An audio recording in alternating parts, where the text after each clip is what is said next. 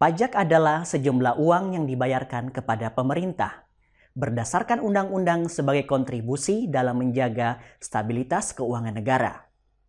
Pajak diperoleh dari pendapatan individu, perusahaan, dan berbagai transaksi ekonomi lainnya. Tujuan pungutan pajak sangat beragam. Salah satunya adalah untuk mendanai program-program pemerintah, seperti infrastruktur, pendidikan, kesehatan, pertahanan, dan layanan publik lainnya.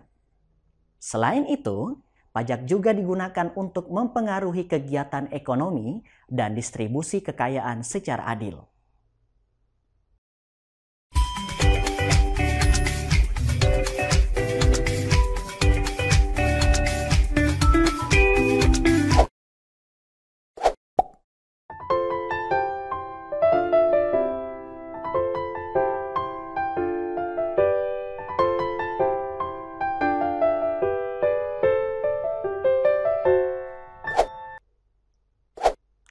Yuk, adik-adik, silakan simak video ini bersama saya, Kak Aswandi. Pemungutan pajak pada dasarnya harus memperhatikan keadilan dan keabsahan.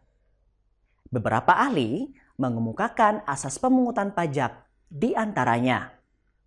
Menurut Adam Smith dalam bukunya Wealth of Nations, dengan ajaran yang terkenal, The Four Maxims, asas pemungutan pajak sebagai berikut.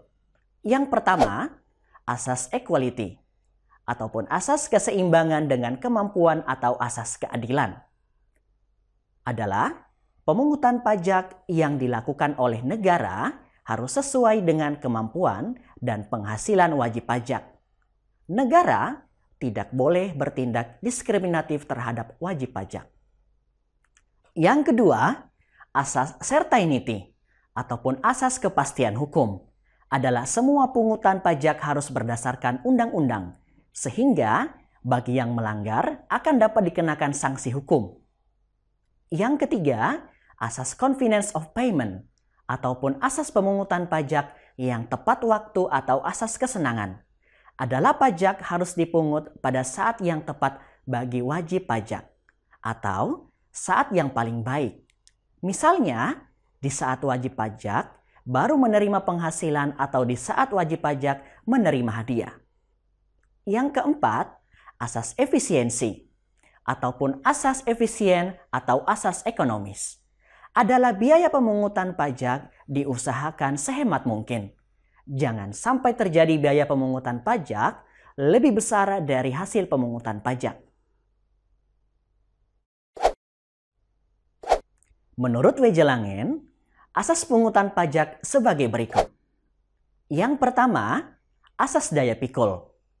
Besar kecilnya pajak yang dipungut harus berdasarkan besar kecilnya penghasilan wajib pajak. Semakin tinggi penghasilan, maka semakin tinggi pajak yang dibebankan. Yang kedua, asas manfaat. Pajak yang dipungut oleh negara harus digunakan untuk kegiatan-kegiatan yang bermanfaat untuk kepentingan umum. Yang ketiga, asas kesejahteraan. Pajak yang dipungut oleh negara digunakan untuk meningkatkan kesejahteraan rakyat. Yang keempat, asas kesamaan. Dalam kondisi yang sama, antara wajib pajak yang satu dengan yang lain harus dikenakan pajak dalam jumlah yang sama. Yang kelima, asas beban. Yang sekecil-kecilnya pungutan pajak diusahakan sekecil-kecilnya atau serendah-rendahnya jika dibandingkan dengan nilai objek pajak, sehingga tidak memberatkan wajib pajak.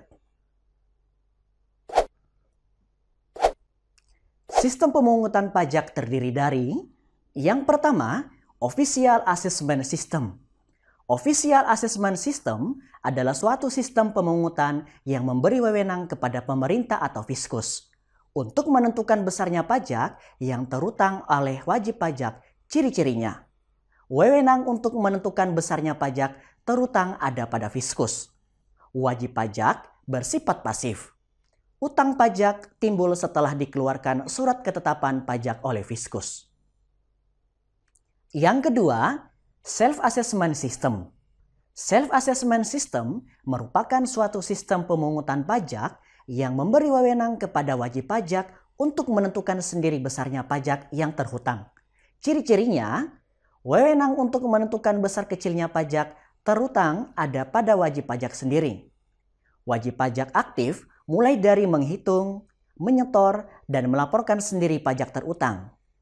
Fiskus tidak ikut campur dan hanya mengawasi. Yang ketiga, withholding system. Withholding system adalah suatu sistem pemungutan pajak yang memberi wewenang kepada pihak ketiga, atau bukan fiskus dan bukan wajib pajak yang bersangkutan, untuk menentukan besarnya pajak yang terutang oleh wajib pajak. Ciri-cirinya, wewenang menentukan besarnya pajak yang terutang ada pihak ketiga, pihak selain fiskus dan wajib pajak. Adik-adik, untuk mengecek pemahamannya, maka silakan cantumkan jawaban soal ini pada kolom komentar. Terima kasih, sampai jumpa pada kesempatan berikutnya. SMK bisa, SMK hebat, selamat belajar.